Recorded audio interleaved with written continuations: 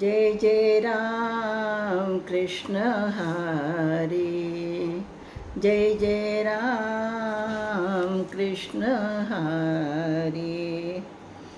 आज आपण हरिपाठातला 13व्या अभंगावरती आपण चर्चा करणार आहोत. समाधी हरीची समसुखे विना, समाधी हरीची समसुखे विना, न साधेल जान द्वैत बुद्धी. बुद्धीचे वैभव अन्य नाही दूजे, एकाकेशी राजे सकळ सिद्धी. रिद्धी सिद्धी निधी अवघीच उपाधी, जव त्या परमानंदी मन नाही.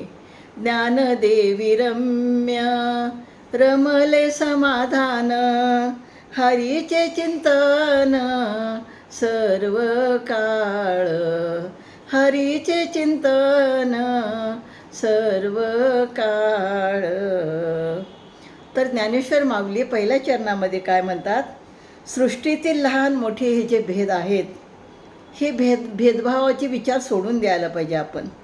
शिवापासून ते तृणापर्यंत म्हणजे गवतापर्यंत एक रूपाने वास्तव करणाऱ्या श्रीहरीचे समबुद्धीने जर ग्रहण केले तर आपल्याला समाधी स्थिती प्राप्त होते, आत्मस्थिती प्राप्त होते. आणि म्हणून या ठिकाणी माऊली आपल्याला सांगतात की भेदात्मक बुद्धीला हरीची समाधी कधीही प्राप्त होणार नाही. भेदात्मक बुद्धी म्हणजे श्रीहरी एक आणि मी एक, म्हणजे दोघंही वेगळे. तर भेदात्मक बुद्धी ही त्याला हरीचे सुख कसे तर मिळणार? म्हणजे मी आणि श्रीहरी एक आहोत असा जर त्याला मनाला पटलं तर ते मनाला कधी पटेल? जेव्हा तो हरीचं नाव घेईल, रामनाम घेईल, तेव्हा हे भेदाभेद बुद्धी त्याची नाहीशी होईल. आणि त्याच्यानंतर मग त्याला आत्मसिद्धी होईल, परमात्म्याचे दर्शन होईल आणि अशाच व्यक्तीला हरीचे सुख मिळते. तर समाधी म्हणजे सहज स्थिती, चित्ताचे 100% समाधान. कर्म, भक्ती, ज्ञान, योग या सर्वांची अंतिम अवस्था म्हणजे समाधी होय. म्हणजे जसं आपण अष्टांग योग मागं पाहिलं तर अष्टांग योगामध्ये शेवटची जी अवस्था आहे ती समाधी अवस्था आहे. आणि ती शेवटच्या समाधी अवस्थेमध्येच आपल्याला ईश्वराची प्राप्ती होते, ईश्वराचं दर्शन होतं. आणि म्हणून ही समाधी अवस्था जर प्राप्त करायचं असेल तर आपल्याला काय करायला पाहिजे? समसुख म्हणजे दुःख, क्षय, अनंत याच्यापासून मुक्त झालेला भक्त म्हणजे तो खरा आनंदी होय. खरं त्याला ब्रह्मानंद प्राप्त होत असतं. हरीच्या समाधी भक्ताला ब्रह्मानंद प्राप्त होतो. हा अनुभव घेणाऱ्या भक्ताला विश्वातील प्रत्येक अनुरणीमध्ये, विश्वामध्ये प्रत्येक ठिकाणी चैतन्याचा अनुभव येतो, ईश्वराचा अनुभव येतो. आणि म्हणून या ठिकाणी समाधी हरीची समसुखे विन, न साधेल जाण द्वैत बुद्धी. तर समाधी अवस्था कधी प्राप्त होईल? कारण आपण जेव्हा ईश्वर आणि मी एक आहोत, प्रत्येक चराचरामध्ये ईश्वर आहे हे जेव्हा आपल्याला समजेल तेव्हा आपल्याला समाधी अवस्था प्राप्त होईल. आणि समाधी अवस्था प्राप्त होऊन जो आनंद आपल्याला मिळणार आहे तो आनंद अवर्णनीय असा आनंद असेल. तर समाधी अवस्था प्राप्त केलेले संत योगी हे सद्गुण निर्माण करणारे आहेत. म्हणजे सद्गुण निर्माण करणारे हे जे संत आहेत, तर संताच्या उच्च नैतिक प्रभावाने, आध्यात्मिक वलयाने त्यांच्या संपर्कात येणाऱ्या प्रत्येक व्यक्तीस तो निर्लोभी होतो, निस्वार्थी होतो, त्याचं चारित्र्य उत्तम होतं आणि त्याच्यामध्ये सद्गुणाची निर्मिती होते. खरं जर पाहिलं तर अशा संताची आज समाजाला गरज आहे. संत तर हे काम करतात, पण आपल्यासारख्या साधकाने सुद्धा आपल्याला जे आपल्या गुरुमुळं, संतामुळं जे आत्मज्ञान मिळालेलं आहे, जे ज्ञान मिळालेलं आहे ते सुद्धा लोकांपर्यंत पोहोचवणं हे आपापल्या परीने जर आपण केलं तर निश्चितपणे समाजामध्ये म्हणजे जसं ज्ञानेश्वर माऊली म्हणतात की ईश्वर आणि मी एकच आहे ही भावना जेव्हा भक्तामध्ये, साधकामध्ये येईल तेव्हाच त्याला आत्मानंद मिळू शकतो असं या पहिल्या चरणामध्ये म्हणतात. तर दुसऱ्या चरणामध्ये माऊली काय म्हणतात, बुद्धीचे वैभव अन्य नाही दुजे, एकाकेशी राजे सकळ सिद्धी. तर म्हणजे बुद्धीचे वैभव म्हणजे आजकालच्या जगामध्ये, आधुनिक जगामध्ये आपण बुद्धीचे वैभव का मानतो की आपण स्वतः पदवीधर आहो किंवा आपला जोडीदार अनुरूप आहे, आपल्या बँकेत खूप सारा पैसा आहे, आपल्या दारासमोर 4 चाकी गाडी आहे, मोठा फ्लॅट आहे, 6 आकडी पगार आहे. तर हे जे आजकाल हे बुद्धीचे वैभव मानतात. पण खरं जर यापासून आपल्याला सुख मिळतं का? हे सगळं आपल्याकडे असतं तरीसुद्धा आपल्याला सुख आणि परमानंद केव्हा मिळेल, जेव्हा आपण ईश्वरचरणी आपण लीन होऊ, तेव्हा आपल्याला सुख मिळेल. पण संताच्या दृष्टीने संताच्या बुद्धीचे वैभव म्हणजे काय आहे माहिती आहे का? तर सत्वगुण, ईश्वराच्या प्राप्तीची इच्छा, ईश्वराचे दर्शन, खरं जर हेच बुद्धीचे वैभव आहे आणि हीच खरी सिद्धी आहे. आणि म्हणून बुद्धीचे वैभव काय आहे? सद्गुण, संताची संगती आणि आपल्यामध्ये चांगले गुणच हे बुद्धीचे वैभव आहे. आणि अशाच व्यक्तीला केशवाची प्राप्ती होते, केशवाचं दर्शन होतं. आणि म्हणून आपल्या बुद्धीच्या वैभवामध्ये आपण या गोष्टी जरूर आपण आचरणामध्ये आणलं पाहिजे. आपल्यामध्ये सत्वगुण आपण आणले पाहिजेत. आपली ईश्वराच्या प्रती दृढ भाव असला पाहिजे. आणि खरं जर पाहिलं तर यामुळंच आपल्या जीवनामध्ये आनंद प्राप्त होतो. भौतिक सुखसाधनाने आनंद कधीही मिळत नाही. आध्यात्मिक बुद्धीच्या वैभवानेच आपल्या जीवनामध्ये आनंद प्राप्त होतो असं या ठिकाणी माऊलीला सांगायचं आहे.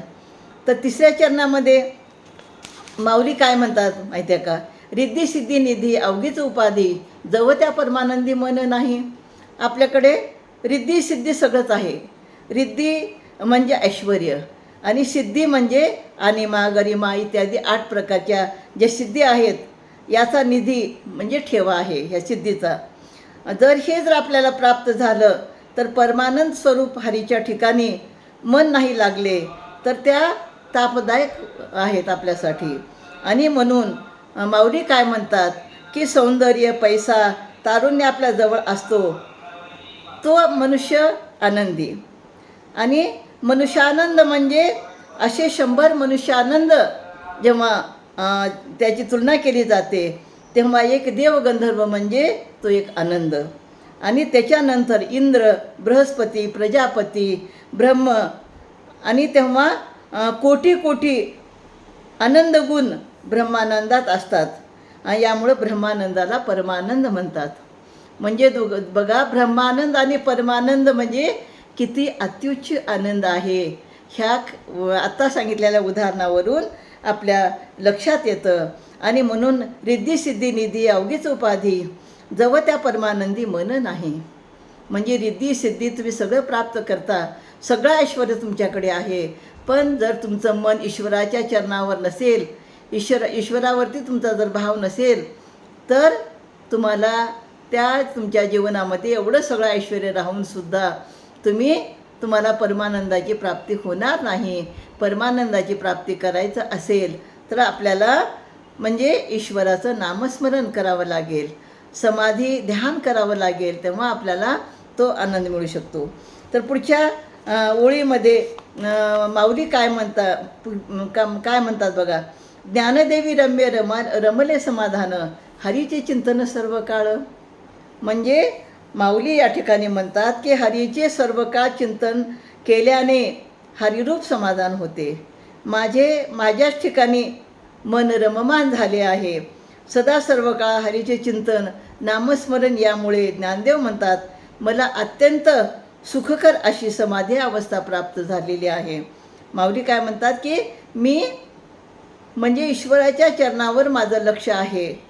मी समाधी अवस्था प्राप्त केली आणि त्या समाधी अवस्थेमुळं मला ईश्वराचे दर्शन झालेलं आहे आणि त्या ठिकाणी मी रममान झालेलो आहे.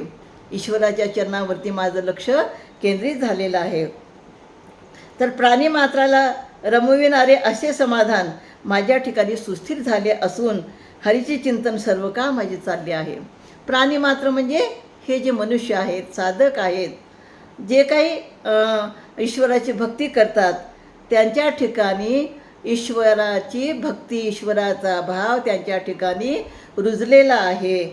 आणि म्हणून मी सर्व काळ समाधी अवस्थेमध्ये आनंदी आहे. समाधी अवस्थेमध्येच आपल्याला आनंद प्राप्त होतो. म्हणजे सहज समाधी देणाऱ्या हरिनामाचा आपण आनंदपूर्वक सतत स्मरण करायला पाहिजे. म्हणजे सहज समाधी प्राप्त कधी होते माहिती आहे का? ते अष्टांग योग केल्यानंतर, योग, प्राणायाम, ध्यान हे जे काय 8 योग आहेत ते केल्यानंतर 8वी जी अवस्था आहे ती समाधी अवस्था आहे. पण जेव्हा हरीचं नामस्मरण करतो आपण सतत, तेव्हा हे बाकी सर्व काही जास्त करायची गरज नाही. हरिनामाच्या स्मरणाने आपल्याला समाधी अवस्था प्राप्त होते. समाधी अवस्था प्राप्त होणे म्हणजे ब्रह्मानंद मिळणे, ब्रह्मस्वरूपाचे दर्शन होणे. यासाठी समाधी अवस्थेमध्ये येणं खूप गरजेचं आहे. म्हणून ज्ञानेश्वर माऊली म्हणतात की हरिमुखे म्हणा, हरिमुखे म्हणा, पुण्याची गणना कोण करी. तर पुढच्या 14व्या अभंगामध्ये माऊली काय म्हणतात ते आपण पाहूया. रामकृष्ण हरी.